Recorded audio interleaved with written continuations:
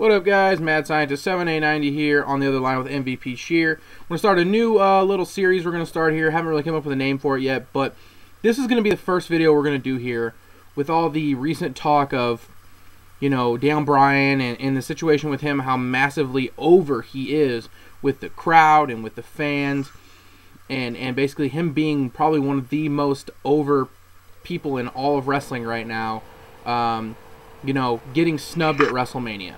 And the basic gist of this is getting over enough?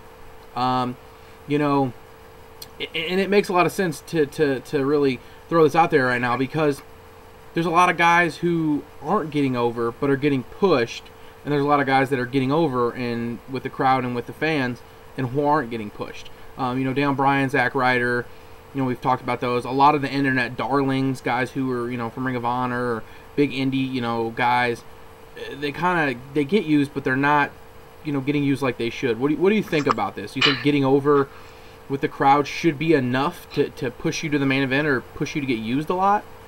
Well, I think when you look at Zack Ryder and Daniel Bryan, they're two totally different people and individuals, and their ways of getting over are totally different. Zack Ryder used an internet show to go from nothing to a U.S. title reign, which lasted all of, a couple weeks? Yeah. And to basically be getting jobbed out to The Miz at Mania. Daniel Bryan has actually been a main event heel for the past 3 or 4 months now. He got over with the fans first by his work rate. He didn't really get a great reaction usually, when he came out there, but by the end he got a pretty good reaction just because he's a fantastic worker. Then he turned heel and got over with the crowd by being this, douchebag guy that thinks he's better than everyone else. Now I could see him possibly being over huge as a face with the yes chants. The thing is, Zack Ryder never made it to the main event. Daniel Bryan is still in the main event right now. I don't think they're going to push him down. I think they're going to be forced to have to listen to this crowd a little bit. And it helps because they're going into, smarky towns, and smarky cities their next couple shows. So, this could catch on. I just recently saw a clip where the fans were still chanting yes while they were, taking the escalators, and while they were, outside, going to their cars. They were still chanting yes and shit like that. So, that was pretty cool to see. Well, the basic just what I meant by that is not really how they're getting over. It's just, I would put Zack Ryder and Daniel Bryan in the same company, just because they're two guys that I don't think WWE wants to get them to get over for no matter what they do, or maybe they do, but they don't want them to get over as much as they are, and they don't. That would just mean that they would have to use them in positions where they don't. Or you can see a guy a guy trying to make his way to the main event, like a Cody Rhodes or a Dolph Ziggler, a guy that they think they're thinking about pushing over Daniel Bryan and Zack Ryder, get that kind of push because they want to, but the fans don't want to see it. I would love to see Cody Rhodes and Dolph Ziggler in the main event. That's not really what I'm going at, but what I'm going at is neither Dolph Ziggler or Cody Rhodes is over as much as Daniel Bryan or Zack Ryder right now. I would even say Zack Ryder is still not as over as he used to be, but he's still pretty over with the fans, and the fans. He's still probably one of the top 10 guys. Yeah. As being over in the WWE right now. And I still see the sympathy factor. The fans, give him that sympathy because of what Eve's doing, and is kind of helping him. But the Daniel Bryan situation is probably even bigger than this is probably even bigger than when he left and the fans were chanting his name when he wasn't there. This is probably bigger than when he won the title. He's starting like a revolutionary wrestling phenomenon, with the yes thing, because it's just like the what chant. Stone Cold even said it on Twitter. It's taking the place of the what chant. My question is, even with him that getting over, how long does the yes thing go before fans are kind of just tired of it? Well, fans haven't got tired of the what chant in the 10 years they've been chanting that. So, I could see yes becoming a regular thing in just wrestling shows. And it's really, it's funny because it's really been started at the Ring of Honor shows. The Ring of Honor shows are where the crowds have been chanting yes, in New York and in Florida.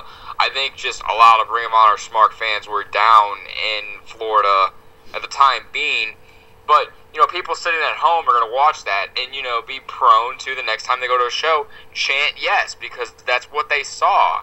And it's easy to manipulate a crowd, like, for the next time. I don't think it'll be maybe near as loud. You know, it depends on where they're running and if people are going to, you know, respond to him as a face or a heel. But this could definitely be a double turn for both Bryan and Sheamus if they wanted to work like that. And it'd be organic, which is something WWE doesn't do. I will say, in my opinion, Daniel Bryan, the company has faith in Daniel Bryan. They know he's going to go out there and put on a good match. They know he's going to be a good, you know, company man. And I think this is shown by the fact that I really honestly think he had a better title reign than The Miz did. And The Miz is a guy that I think the WWE is really behind and is really backing. So, to say that about Daniel Bryan, I think the company has faith in him. I think he's over with the company as well as the fans. I know he got jobbed out. But, you know, it wasn't like he was prepared and ready. He didn't like get jobbed out because, you know, he was facing Sheamus and then he walked right into it. He wasn't paying attention, and I'm kind of fine with that now looking back, and I think it's going to make him even bigger in the future. Well, yeah, I mean, in the grand scheme of things, how popular it is, it's always, you know, smart on a WWE aspect to take a guy that everyone's love, you know, that's highly loved, you know, especially internet darling type guy, who smart fans absolutely love, and then shit all over him because it causes all kinds of like talk and you know, people are all over the place talking about it. It's crazy. I would say, and you may disagree, but I would say two of the biggest things to happen, and I would put them on the same level to happen this last weekend, was the yes chance and Daniel Bryan chance with getting over, and Brock Lesnar coming back. I would almost put him on. I'd agree wholeheartedly. Yeah, I didn't know if you would agree on that or not. Same reaction. Because it's the same reaction, and it's interesting to see if Daniel Bryan is getting over with the yes chance and the whole thing with him as much as Brock Lesnar is. Do you think that he should continue to stay in that main event? I mean, to me, I definitely do. I definitely think he should be in like a triple threat match. I want to bring this up before you go on. The biggest thing is, he came out for the dark match after the Brock Lesnar thing, and the crowd was still equally as hot, if not hotter, for him then. So Daniel Bryan was mad over even after Brock Lesnar came out, even after Brock Lesnar popped the fans huge. Yeah. So my final question here, you know, about this is it almost? It seems like this would be a character type thing. The reason they did that at Mania, but is it almost like a deal still where WWE looks at Daniel Bryan and they don't see dollar signs? I mean, they may see dollar signs now, but I think they have to now. Yeah, and you looked at him before and they're like, oh, this little guy, you know, you look at him and you know, he's this and he's, you know, that's it. You know, the best example you could use of this is, you know, it may sound kind of like, because I was thinking about it, it may sound kind of interesting to say it like this, but if you think of John Cena as Brad Pitt, okay, and you think of Daniel Bryan as you know, Steve Buscemi, okay, Steve Buscemi is an outstanding actor, and I would say just on the same level of a Brad Pitt as an actor, an acting level, but he's always revered as he's not the looker. He doesn't look like Brad Pitt, and he hasn't made as much money as Brad Pitt. He hasn't done as many movies as he has, but he's still just as good as an actor. I'm not saying John Cena is, you know, good a wrestler as Daniel Bryan is. I'm just saying as a main event level, you know, it almost seems like, you know, that guy didn't get over it, you know, in the actual world of Hollywood until, you know, he started building a name for himself and really doing his own thing. To me, it just seems weird that they would, you know, do this, even if they wanted to make it the shortest title run ever. It just seems weird to do that to Daniel Bryan and why they would do that. And it almost, now it seems like they created a monster, and it's going to be hard to overlook. It may be even harder to overlook than anything Zack Ryder's ever done. So, yeah, I don't know. I'd agree with that. I don't know. It just to me, that's what I saw out of this. It being, you know, how over do you have to be with the fans and with the crowds for WWE to actually do something with you? I mean, do you think if Yoshi Tatsu was just mad over on Superstars shows, would they bring him in and let him do a mid-card run? Like, would they care that much? I mean, WWE is going to do what they want regardless. If a guy is major over, they still aren't going to. I mean, if they don't want to use him, they're not going to use him. You know, that's just that. But I don't know. Any final words there, sir? Yeah, first off, I want to say I really actually enjoy that analogy because it makes perfect sense to me. The thing is, Daniel Bryan has already been a world champion in the WWE, and that gives me hope that someday he can get over with them. It's not like, I mean, it would be totally different if Daniel Bryan was getting these chants and he was still in the mid-card and he was still feuding with Cody Rhodes and guys like that. It would be a totally different thing. He's already held the belt. He defended the belt at WrestleMania. Whether people want to say he lost it in 18 seconds or not, or they were going for the shortest thing, he still defended his title on a WrestleMania. That's still a pretty big deal. That's still better than most guys get, especially for someone his size. So I think that the WWE does see that they can groom Daniel Bryan into somebody that can that can turn them a profit, which I think Daniel Bryan could do on his own without, you know, WWE needing to see that. But I mean, I don't know. I think they really have to look long and hard at these chants and the fact that he was mad over, even if it was in a smarky crowd, even if it was the night after WrestleMania, he was still mad over. I think he'll still be pretty over. I heard he was really over on SmackDown too, so it's not like it just stopped after that night.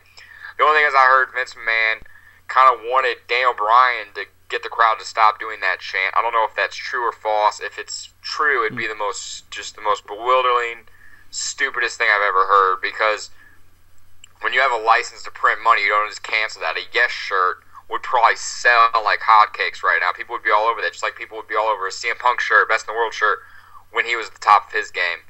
So, I mean, we'll see. I think Daniel Bryan is a fantastic wrestler, is the nicest guy in the world. It couldn't happen to a better person if he did get mad over and became the next, I mean, he's not going to become Hulk Hogan, but I mean, if he became the next, say, I can see him being like the next Edge, like in terms of that over, like a great wrestler who's pretty good on the mic and who's well respected by everyone. Yeah, I can definitely see that. And the big point that you keep making that's very very true.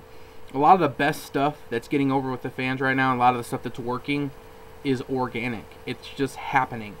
They're not forcing it. They're not cramming it down your throat like Rock Cena. How, you know, all that kind of just came together, and it was just very, you know, didn't come together very well in the ending. But a thing like this with Daniel Bryan, and a thing like, you know, guys like these are getting over by themselves and doing their own things that they're not being told to do, is the best stuff, you know, right now. It's the only thing that's, you know, the best things that are getting over. And I don't know, it's interesting to see where they're going to go from this. But, you know, like I said... And that's why Triple H Undertaker is so over, because it's been organic. Like, you know, it's been the last 4 or 5 WrestleManias. It's built and built and built into this epic conclusion. And I think that's a big thing. Like, people need to learn from that. At least, you know, Vince McMahon, but that's just my philosophy. Yeah. Sometimes letting organic that stuff always works better. Yeah, letting the stuff just come together, you know, makes a lot more sense. So let us know what you guys think out there. You know, is getting over enough? I know it's enough for me. You know, a wrestler, you know, it makes some great moments when a guy like that can get over by himself. He's not being forced. He's not being shoved down our throats. So, like I said, let us know what you guys think. For MVP Shear, I'm the Mad Scientist. This is our STS Express Wrestling. We're going to get out of here. Let us know how this video did. We're probably going to do more of them. And deuces.